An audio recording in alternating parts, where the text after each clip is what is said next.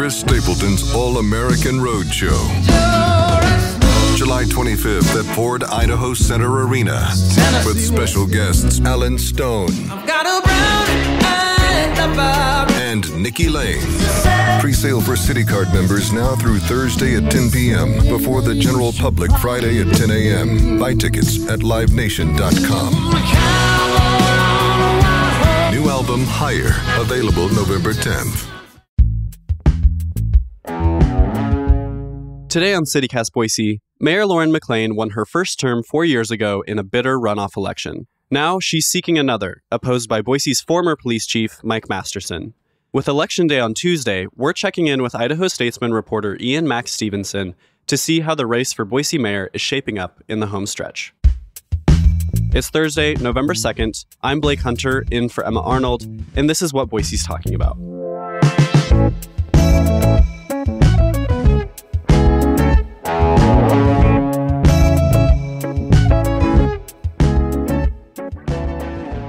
Hey, Ian, welcome back to CityCast Boise. Hey, Blake, thanks for having me on. Yeah, so we're just 5 days out from the election. We'll have resources for voters at the end of this episode, linked in our show notes and in our Hey Boise newsletter, and you're writing about it too. Everybody's writing about it and talking about it right now. But to start us off, I want to give listeners an idea of how McLean and Masterson are approaching potential voters. So will you start us off with McLean? Yeah, absolutely. So McLean, to give people a little bit of background if they don't know much about her, she came to Boise more than 20 years ago. She first got involved in city politics on a campaign actually to protect land from development in the foothills. She then won appointments to the Parks Commission and the city's Planning and Zoning Commission. She was elected twice to city council before beating longtime mayor Dave Beater in a runoff election in 2019. So she's now been in office for close to 4 years and hopes to win a second term. And I think in her pitch to voters, she's focused largely on housing. This is something that she has said is the most important issue to voters when she's talking to voters, doing door knocking, things like that. I think because she's the incumbent, she's focusing a lot on some of her accomplishments from the past 4 years. So for her, that means pointing to the city's new zoning code. They've rewritten the rules for how builders can build homes and development in the city where they can put denser housing, things like that. The idea being to try to increase density along transit corridors, downtown, also somewhat in neighborhoods. So that's something she's running on, definitely. Also, the city has a land trust where they try to partner with developers on city-owned land to try to make it more possible for developers to build housing that's actually affordable for people to rent. Another example is the city council has recently, in recent months, they've passed some tenant protections into law. So I think those are a lot of the things that she's running on. She's also run on campaigning on protecting the environment and transitioning the city to clean energy. That's also a big focus of hers, and sort of being a welcoming, safe city. Yeah, as the incumbent, I think you kind of have to understand McLean's campaign to understand Mike Masterson's. So how is he trying to win the vote? What's his messaging to voters? It's interesting, as I think often tends to happen in these races. A big chunk of campaigning is about an incumbent's record. Another chunk is about their challenger's vision for the future. So in Masterson's case, he was chief of Boise Police for a decade from 2005 to 2015. Before that, he actually came from Wisconsin. And so I think because he wasn't the incumbent for the past 4 years, a lot of his campaign, and he's never been in elected office, a lot of his campaign is really sort of running against her record, saying that she's not managed the city well, saying that he doesn't think she's done enough on housing, saying that he's been really critical as a former police chief of her management of the police department. So I think a lot of his campaign is sort of against McLean's management of the city and thinking that he's sort of more prepared to be a leader. And a lot of that has stemmed from internal police department things, as well as like just kind of the police department top to bottom. And obviously, like you said, he's tapping on his background in policing. So you wrote an article about this recently. What's Masterson's big disagreements with how McLean has handled policing over the last couple of years? Yeah, so his big claim is that he thinks she's mismanaged the department. I think, for one thing, he thinks that she hired the wrong chief in hiring former Chief Ryan Lee, who the mayor then asked to resign last year. He also thinks that she hasn't handled oversight of the police department well. The former director of that office was also fired late last year. He also thinks that she didn't handle the investigation into potential racism at the department from earlier this year that some of your listeners may remember as well as being a topic in the news. So those are kind of some of the main things I would say. I think in response to that, McLean has said that Lee's tenure with the department didn't work out well, but she's also defended her choice of him, saying that the process for getting a new chief back when she was elected had already begun. There were committees and groups within the city and with residents to select a new chief, and that there were 2 finalists, and she chose one of the finalists, and that was Lee. And she's also said that she is really confident in her current chief, Ron Weiniger, who's a longtime Boise police officer. He's been with the department for decades. And she also recently hired Nicole McKay, who used to be with the Idaho Attorney General's office, to run the police oversight office. And she said she's confident in her too. So busy year for the police department. Yeah. Yeah, and it's really, the department has been really kind of injected into politics in this race, in part because the union itself, so that's the rank and file officers, they've endorsed Masterson, their former chief, in this race. And so they're taking a political stance on it too. You know, Masterson is talking about, he has literally been the police chief. You know, he was from 2005 to 2015 and then briefly served as interim. So he's referring back to a time when they had an ombudsman and different oversight systems. And since he left, then the Office of Police Accountability got put into place. And so these systems have kind of changed. And it's all, like you said, you know, the kind of politics of it, it's obviously connected to a much larger conversation nationally about the politics of policing. Jason Mraz and the Super Band. Live. The mystical, magical, rhythmical, radical ride. Saturday, August 3rd at Ford Idaho Center Amphitheater. Jason Mraz and the Super Band. Tickets on sale now at FordIdahoCenter.com. Jason Mraz and the Super Band. Pick up the new album, Mystical, Magical, Rhythmical, Radical Ride, produced by Live Nation.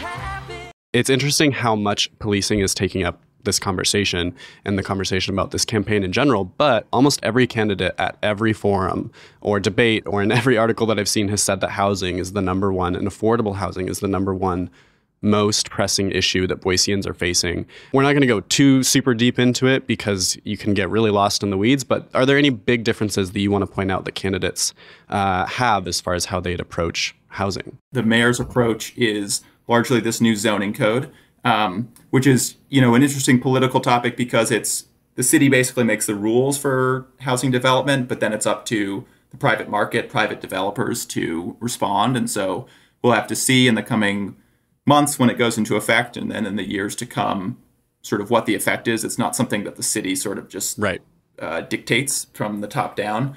Masterson has said that he supports the zoning code being rewritten. It's the first time since the 1960s that the code was overhauled in the way that it was.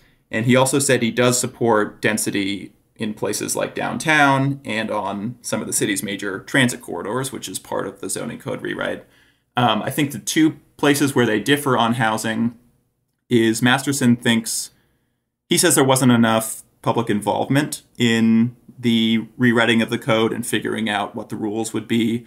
And I think he doesn't like potentially some of the increases in density that would be allowed under the new code in neighborhoods themselves, in residential areas. And he's pointed to trying to get more growth in affordable housing instead of in places like existing neighborhoods. He says, let's annex land outside of the city and build new affordable communities. And, you know, so that's a difference from the mayor. It's also not clear necessarily. Housing is a complicated issue. I've talked to some who work with the city, who work in the city. Often it can be really expensive to build infrastructure out to those areas. So it's not necessarily totally clear how that would work as an affordable housing plan, but that's one of the things that distinguishes him on housing. One other big distinction between McLean and Masterson that I want to talk about is that McLean has been really between the two of them, the one who has differentiated Boise from the state of Idaho as far as, politics. Like, she's talked a lot about specifically standing up for Boise values. And she's kind of used that somewhat vague term to kind of talk about, pride and support for the LGBTQIA plus community here and abortion specifically. And we talked last week on the podcast about how Masterson has come out solidly to say that while he thinks politics shouldn't be in the doctor's office, which is kind of to paraphrase what he said, that he would remove the city's resolution to deprioritize the city's law enforcement using public funds to investigate abortion providers. So that's another big topic that McLean is able to distinguish herself on. How do you see that impacting voters' decisions in this? Like, do you think that that's a big reason why people are swinging either way? Potentially. I mean, it's an interesting topic because generally a lot of these issues are not necessarily things that cities are usually explicitly involved in making rules about. They're federal issues or they're state issues often. But I think that, as you mentioned, I think you're right. McLean has been definitely running on this issue. She has endorsements from groups like Planned Parenthood, Emily's List. She's included it in some of her campaign materials. And analysts at Boise State, one analyst, a professor there, told me that he thinks in municipal elections like this, sometimes these issues can be about signaling to voters your values. Cities' housing politics, the things like that are really complicated, and voters may not have a set position on them. But something like abortion, people often do have strong feelings about. And so if a candidate kind of telegraphs where they stand on that issue, that might be something for voters to grab hold of as, oh, I kind of see this issue clearly. And so that's what he told me that he thought some of this might be about. But yeah, and it's certainly an interesting topic in Boise, and we'll see how much of a difference it makes in the election. 5 days away from Election Day, and we don't have a lot of those details ironed out, which I think is a big question mark for a lot of voters. And also I would mention, too, that part of the rhetoric going on in this race right now is the rhetoric of the failed city, the other West Coast failed cities like Portland and Seattle and LA, and how particularly conservatives just nationally discuss homelessness in cities and how cities are able to respond to that. And, that is a growing question for Boise as well, as evictions are rising.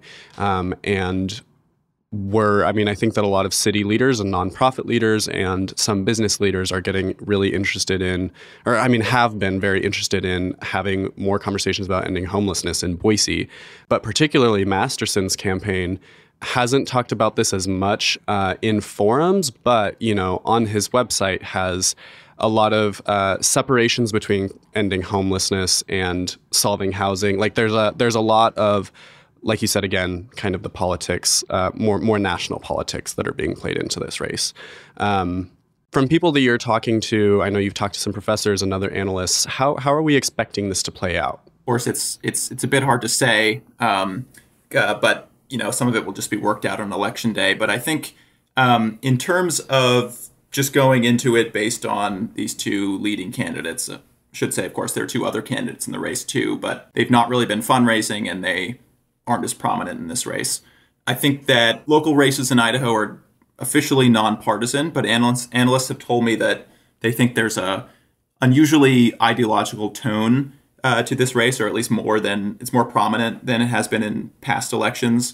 McLean is a Democrat, and so for her to win in Boise, which is a majority Democratic city, she basically needs to win the majority of that voting base. And analysts have told me, Boise State political science professors, that gives her a strong advantage, just kind of out of the gate.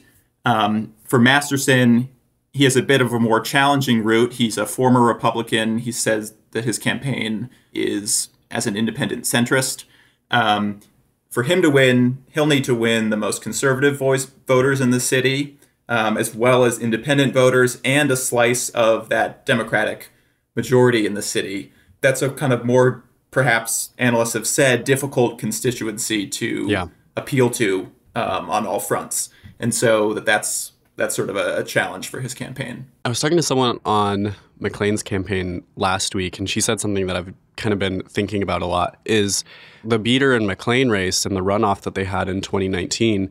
At this point in that race, there were a lot of people who were still undecided, who were still divided on who they were going to vote for between Beater and McLean. And obviously, it went to a runoff. This campaign person said, I don't think that people are as divided over who to vote for at this point. And I've just been thinking about that. What's your sense on this? So do you get that a lot of people are undecided?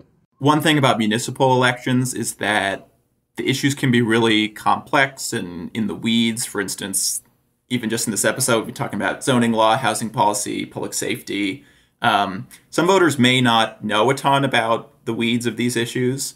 And unlike perhaps other high-profile national elections like presidential elections, for instance, where things are very partisan and people are often in one camp or the other, I think it can sometimes is a little bit less polarized on a municipal election. And so some voters maybe just undecided for that reason.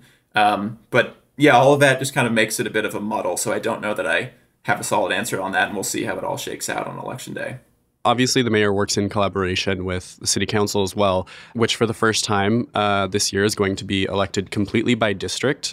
So state lawmakers passed a law in 2020 requiring any Idaho city that's above 100,000 residents to elect their city council members by district. And so the city's been divided up. There are 6 districts now, 2 of them, districts 1 and 6. There won't be an election held because there wasn't any competition for the incumbents. But to me, the 2 districts that seem most up in the air right now are 2 and 3, which are the West Bench and kind of Southwest Boise, respectively. And in those races, you have, in District 2 on the West Bench, you have Grant Burgoyne, former Democratic senator or lawmaker, and then Colin Nash, who's also currently on the council. And then in District 3, you kind of have a widespread of these 4 candidates and a bit of an ideological separation between them as well. So what do you think of these 2 races, and how do you think these might play out?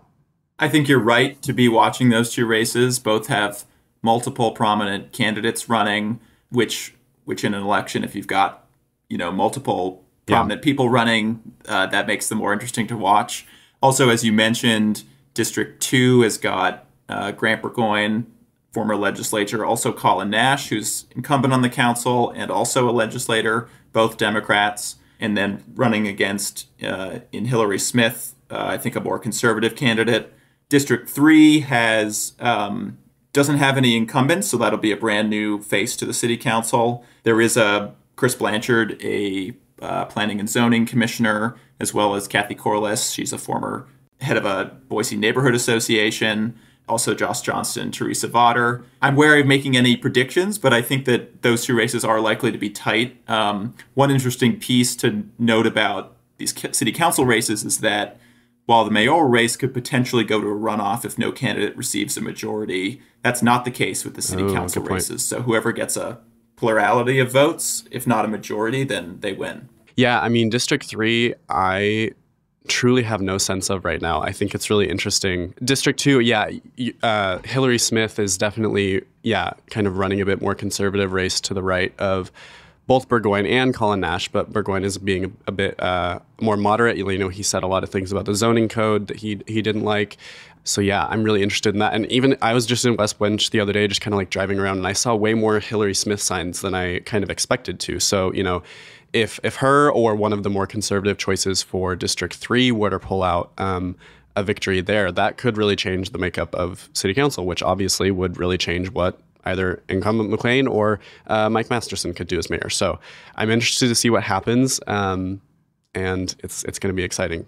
Yeah, and it's also, if you look at, as I said, these races are nominally at least nonpartisan. But if you do look at the partisan breakdown, for instance, with the 2020 presidential election, West Boise is really where you see the closest elections, where you see the most conservative voters, unlike areas of the city like the North End, which are really strong Democratic strongholds. Parts of West Boise do have a substantial number of more conservative voters. And so that's another reason these two districts are interesting. Well, thank you for breaking that all down. How can residents vote? What do people need to know? Yeah, so for one thing, they can vote early up through November 3rd at various locations like Boise City Hall, the Ada County Elections Office on Benjamin Lane, a few other locations around the city. I recommend checking out the Ada County Elections website to see where you might vote early for that option. And then Election Day, of course, is on November 7th. And I'll just add another thing I heard from the clerk that's interesting is that they think that, usually off-year elections have less turnout than presidential years or kind of the years when there are other state elections going on. But they think there might be record turnout for an off-year election just based on the number of absentee ballot requests they're getting, the number of people voting early, potentially 100 to 120,000 voters in Ada County. That's exciting. So, yeah. So there does seem to be a fair amount of attention going on to these races. Nice. We love to see it. Well, happy voting, everybody. And thanks for coming on, Ian. Thanks for breaking it all down. Absolutely. Thanks for having me.